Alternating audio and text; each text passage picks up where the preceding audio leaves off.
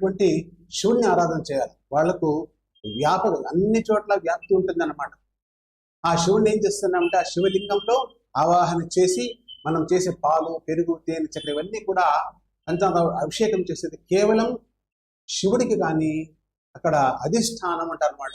లింగం అనేది అధిష్టానం. అధిష్టానంలో భగవంతుడిని అక్కడ చూసి శివుణ్ణి చూసి పూజ చేయడం పరిపాటి. ఇట్లా చేస్తే విశేషమైన పుణ్యం వస్తుంది అని చెప్తారనమాట.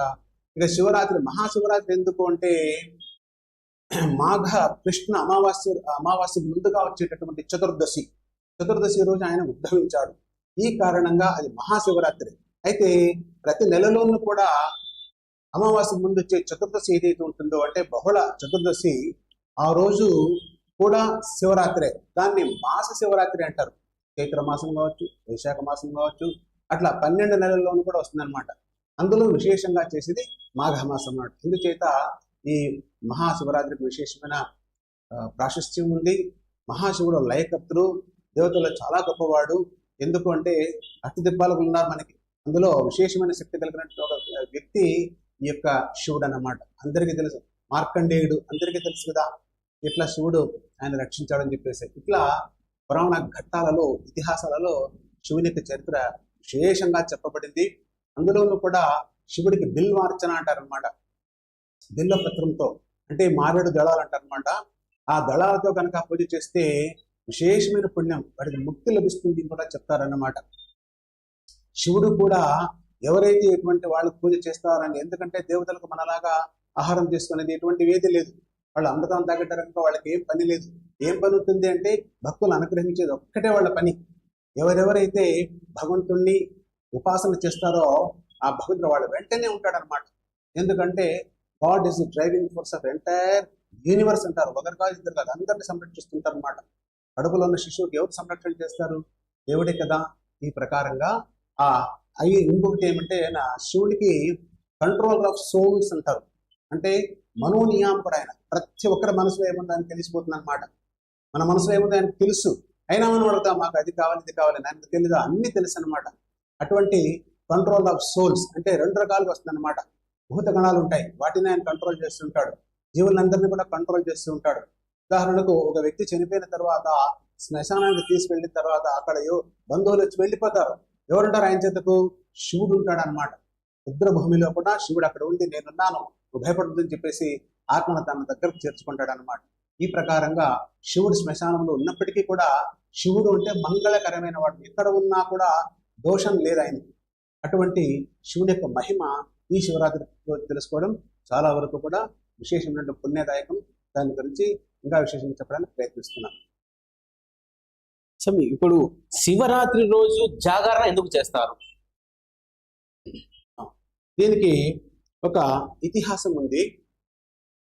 2 రకాల ఇతిహాసాలు ఉన్నాయి. ఒకటి బృహన్నారదీయ పురాణము ఒకటి. ఇందులో నారద మహర్షి శివుణ్ణి గురించి చెప్పేటువంటి అద్భుతమైనటువంటి చరిత్ర ఉందన్నమాట.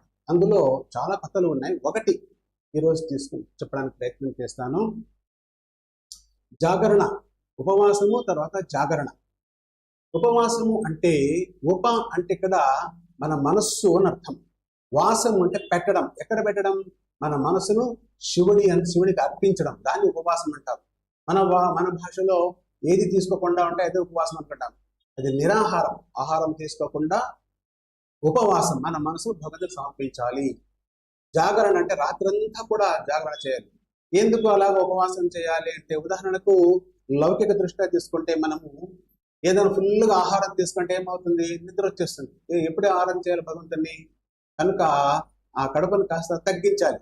అంటే ఎంత నిరాహారం ఉంటుంది, అసలు నిద్ర రాదు. భగవంతుని కథలో మనం చెప్పుకోవడానికి కానీ చదవడానికి కానీ విశేషమైన అవకాశం.